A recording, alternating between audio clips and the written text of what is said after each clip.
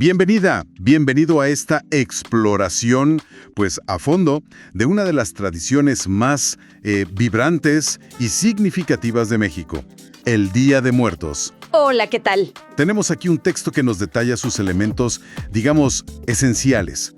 Y nuestra misión hoy es, ir un poquito más allá de la descripción simple. Queremos capturar la esencia de esta celebración. Ajá. Su alegría, que es clave, sus prácticas centrales y esas expresiones culturales que la hacen, pues, única, ¿no? Claro. Y un punto de partida fundamental que el material subraya mucho es que lejos de ser algo sombrío, es una fiesta llena de color, de vida, enfocada en celebrar la memoria. Muy bien, pues vamos a desentrañar esto. Precisamente.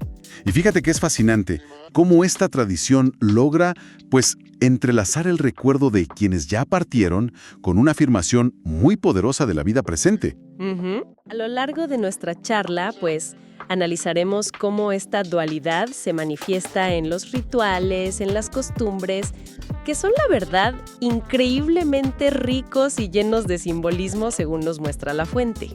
Entonces, abordemos primero el corazón de la celebración, porque creo que eso es lo que genera más, pues, curiosidad, ¿no? O incluso confusión fuera de México. Sí, totalmente. El texto insiste mucho en que no se trata de tristeza, ni de luto en el sentido que conocemos normalmente. Es una celebración alegre, para honrar y recordar a los seres queridos que fallecieron. Exacto. La creencia central, como se explica, es que los espíritus de los difuntos, tienen permiso para regresar durante estos días específicos. Vienen a visitar a sus familiares vivos. Así es. Y esa creencia fundamental es la que da forma a toda la estructura de la celebración, ¿sabes? Mientras que en otras culturas la muerte se ve quizá como una separación definitiva y se asocia mucho con el dolor. Claro. Aquí encontramos una visión que enfatiza la continuidad, la conexión. Los difuntos no se han ido del todo, o sea, su regreso se espera, se prepara y se comparte con ellos, aunque sea simbólicamente. El texto lo presenta como un puente anual entre mundos. Y esa bienvenida, esa preparación para que regresen, se ve de formas muy tangibles, muy visuales, como las ofrendas, ¿no? Los altares que se describen. Absolutamente. Las ofrendas que se montan en las casas son un elemento centralísimo. Es importante entender, y la fuente lo señala bien, que no son altares de adoración, digamos en un sentido estrictamente religioso. Ok. Son más bien espacios de bienvenida, de memoria, de agasajo. Se construyen y se adornan con mucho cuidado, con elementos muy específicos. Y cada uno tiene su propósito. El texto detalla varios de esos elementos que no pueden faltar. Menciona, por supuesto, las fotografías de los difuntos, ¿no? A quienes se dedica el altar. Claro, para saber a quién se espera. Luego, sus comidas y bebidas favoritas. Eso es un gesto de hospitalidad muy directo para las almas que visitan. Exacto. Es ofrecerles lo que disfrutaban en vida. Las velos también son cruciales. La creencia es que su luz, pues, ilumina el camino de regreso para las almas, las guía hacia el hogar. Y no podemos olvidar la flor de cempasúchil, esa flor naranja tan intensa, tan característica de la temporada. El cempasúchil es de verdad icónico. El texto profundiza en la creencia detrás de su uso, ¿verdad? No es solo adorno. Para nada. Se cree que su color tan vibrante y sobre todo su aroma, que es fuerte, penetrante, funcionan como una especie de sendero, un sendero olfativo y visual que guía a las almas desde el más allá hasta la ofrenda. ¡Órale! Hasta donde están sus familiares. Lo fascinante aquí, y el texto lo resalta bien, es cómo se usan los sentidos, la vista con el color, el olfato con el aroma, para invocar la memoria, ¿no? Y facilitar esa conexión espiritual. Es una forma muy sensorial, muy tangible de preparar el camino para los seres queridos. Y además de estas ofrendas en casa, otra práctica fundamental que se describe son las visitas a los cementerios. A los panteones. En efecto, las familias van a los panteones no solo a visitar, sino a limpiar, a decorar las tumbas de sus seres queridos. Y lo que describe la fuente es clave. No es una visita lúgubre, silenciosa. Al contrario, muchas veces se transforma en una reunión social, familiar. Llevan flores, claro, principalmente cempasúchil, velas, A veces incluso llevan comida, hasta música que le gustaba al difunto. ¡Qué interesante! Pasan tiempo juntos ahí, compartiendo historias, anécdotas, recuerdos de quienes ya fallecieron. Se convierte en un acto comunitario de memoria muy poderoso. Refuerza los lazos familiares y esa conexión tangible con los ancestros. Y es en este contexto, en los panteones o a veces en desfiles, donde vemos algo que puede sorprender a quien lo ve desde fuera. La gente con la cara pintada como calaveras de colores, a veces con disfraces muy elegantes. El texto lo relaciona con la Catrina. Exactamente. Esa imaginería refleja esa aceptación, pues, lúdica y familiar de la muerte que permea toda la celebración. Las calaveras aquí no son necesariamente macabras, son vibrantes, coloridas, muchas veces sonriendo. Sí. Vestirse elegantemente, a veces como la Catrina, ese esqueleto femenino tan icónico que creó Posada con su sombrero de plumas, es una forma de mirar a la muerte cara a cara. Con estilo, incluso con cierta ironía. No se le teme igual. Se convive con su idea de una forma muy particular en estos días. Es parte de esa familiaridad. Ahora, un punto que el material enfatiza para entender bien toda la dinámica son las fechas clave. Porque no es solo un día, ¿verdad? Es un punto importante, sí.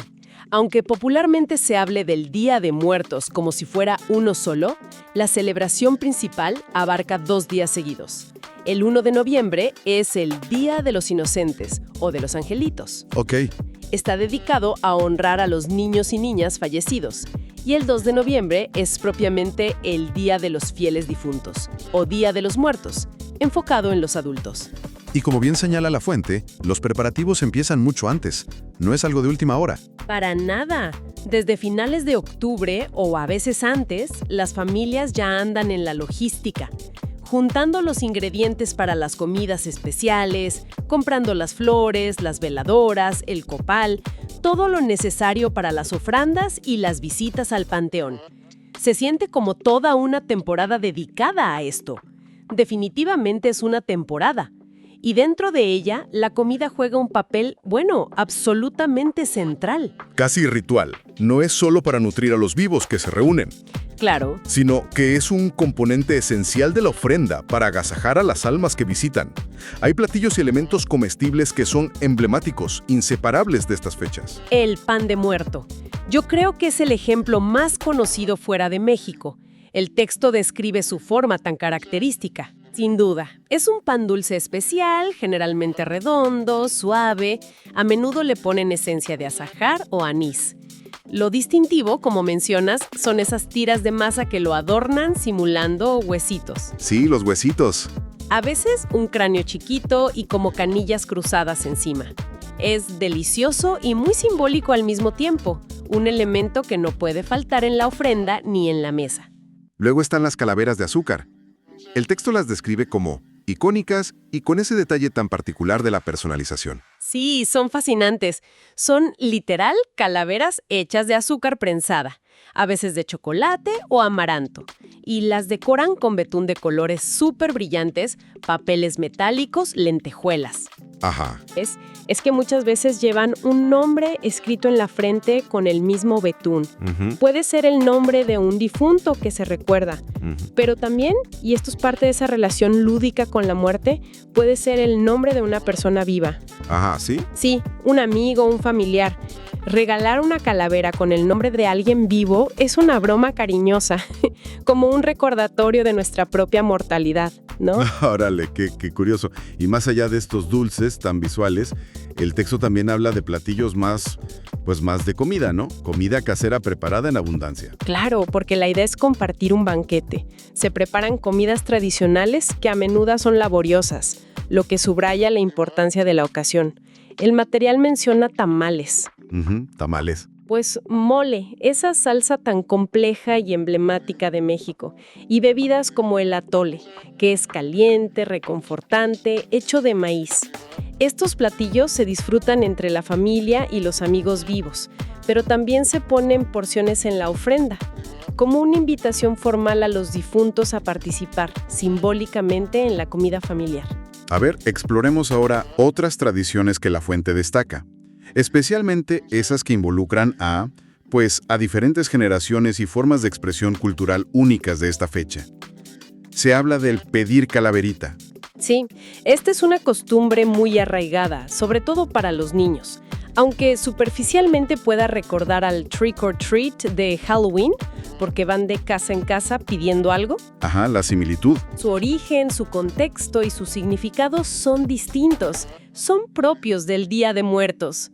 Los niños se disfrazan muchas veces de esqueletos, de catrinas o personajes relacionados con la iconografía de la muerte y recorren las calles o van a las casas de los vecinos. Y la frase que usan es específica, ¿no? Me da mi calaverita. Lo que piden, según el texto, no son solo dulces comerciales. Exacto, la frase es clave. Llevan consigo recipientes decorados, a veces calabazas ahuecadas o bolsas adornadas. Al pedir su calaverita, tradicionalmente no solo recibirían dulces, sino también frutas de temporada, como mandarinas, tejocotes, cañas de azúcar, o incluso juguetitos o panecitos. Ah, mira. Y mantienen viva la costumbre. El propio nombre calaverita lo conecta directo con el tema central. Y luego el texto introduce algo que me parece fascinante, desde el punto de vista literario y humorístico. Las calaveritas literarias, una tradición muy ingeniosa. Ah, sí. Las calaveritas literarias son una joya de la cultura popular mexicana, asociada a estas fechas. Son poemas cortos, tradicionalmente en verso, con rima, un ritmo ágil. Su característica principal es el tono. Son humorísticos, satíricos, ingeniosos. Su propósito no es lamentar la muerte, sino todo lo contrario, según entiendo del texto. Se usan para matar simbólicamente a personas. Precisamente. No son elegías, no son lamentos. Su función es matar con humor a amigos, familiares, personajes públicos, políticos, celebridades. Nadie se salva. Los poemas imaginan de forma graciosa, a menudo irreverente, como la muerte, personificada muchas veces como la Catrina, la Huesuda, la Parca, se lleva a estas personas. Describen sus supuestos diálogos o encuentros finales de manera burlona, resaltando alguna característica conocida de la persona calavereada. Eso revela una forma muy particular de relacionarse con la idea de la muerte, ¿no? Usar el humor así. Definitivamente. Es una manifestación culturalmente aceptada y celebrada de reírse de la propia mortalidad y de la ajena. Es un recordatorio anual de que la muerte es el gran nivelador, que nos alcanza a todos sin importar estatus o poder. Subraya esa familiaridad, esa falta de solemnidad temerosa que hemos venido comentando. Claro. Y esto nos lleva a reflexionar, como sugiere el material, sobre cómo el humor puede ser una herramienta cultural tan poderosa para procesar y convivir con temas que a menudo se consideran tabú o exclusivamente sombríos. Y esta actitud se refleja no solo en tradiciones como las calaveritas, sino en el lenguaje cotidiano. El texto da algunos ejemplos de dichos populares. Efectivamente, el idioma está impregnado de expresiones que capturan esta visión particular. Un ejemplo muy ilustrativo que se cita es el dicho «Espántame, Panteón». ¿Cuál es el significado más allá de lo literal? ¿Y cómo se integra en esta visión? Literalmente, como indica el texto, sería algo como «Scare me cemetery», pero su uso coloquial es lo interesante. Es una expresión muy mexicana, con un toque de desafío y humor. Se usa para decir «eso a mí no me asusta», «no me intimidas» o incluso «atrévete a intentarlo». ¡Órale! Implica una actitud retadora, desenfadada, ante algo que podría generar miedo, incluyendo la propia muerte o los lugares asociados a ella, como el panteón. Captura a la perfección esa mezcla de familiaridad, valentía popular y... El texto también menciona la simple frase «la fiesta de los muertos». Sí, esa es quizás más directa, pero igual de reveladora. El solo hecho de referirse a la conmemoración como la fiesta de los muertos subraya desde el inicio su naturaleza, pues fundamentalmente celebratoria y no luctuosa. Es un recordatorio constante en el lenguaje de que se trata de una bienvenida, un festejo, un tiempo para recibir y convivir con los espíritus recordados. Incluso, el texto muestra cómo estos dichos pueden aparecer dentro de las propias calaveritas literarias. Usa el ejemplo de una dedicada a un tal Héctor. Así es. En esa calaverita de ejemplo que da La Fuente, se juega con la idea de que Héctor es un personaje muy ocupado. La Catrina se lo quiere llevar al panteón, pero él, en un giro cómico y desafiante, le grita precisamente «Espántame, panteón», Claro. como diciendo «No me vas a asustar tan fácil». Y con esa agilidad verbal, logra zafarse y regresar a su oficina. Es una ilustración perfecta de cómo estos poemas usan el humor, las personificaciones de la muerte y hasta los dichos populares para crear estas viñetas cómicas que normalizan y juegan con la idea de la mortalidad. Entonces, a ver, tratando de conectar todos estos hilos que hemos desenredado a partir del texto, ¿qué imagen general emerge? ¿Cómo se junta todo? Pues mira, si conectamos esto con la visión panorámica que ofrece La Fuente, vemos una coherencia notable. Tenemos las ofrendas detalladas con sus elementos cargados de simbolismo. Las fotos, la comida específica, las velas, el aroma del cempasúchil guiando el camino. Ajá. Tenemos los alimentos rituales como el pan de muerto y las calaveras de azúcar, con ese juego entre lo dulce y lo mortal. Están las visitas comunitarias al panteón, que son reuniones sociales de recuerdo. Cierto. Vemos las tradiciones lúdicas y participativas como el pedir calaverita y las ingeniosas y satíricas calaveritas literarias. Y finalmente, el lenguaje cotidiano que refleja esta actitud con dichos como «Espántame, panteón». Parece que todos estos elementos que describe el material apuntan hacia una misma filosofía de fondo, ¿no? Exactamente. Todos estos componentes se entrelazan para crear una celebración multifacética y profundamente significativa. No es una sola cosa, sino la suma de muchas prácticas que, en conjunto, logran varios propósitos al mismo tiempo. Honran a los ancestros y mantienen viva su memoria. Celebran la vida presente y los lazos que unen a la comunidad. Y abordan el tema de la muerte con una mezcla única de respeto, familiaridad, color vibrante e incluso un humor desafiante, en lugar de centrarse exclusivamente en el miedo, la tristeza o la negación. Y desde la perspectiva de alguien que quizá no creció con esta tradición, ¿cuál dirías que es la relevancia o el valor de comprenderla más a fondo, basándonos en lo que hemos explorado? Desde La Fuente ofrece una perspectiva cultural sumamente valiosa Y alternativa.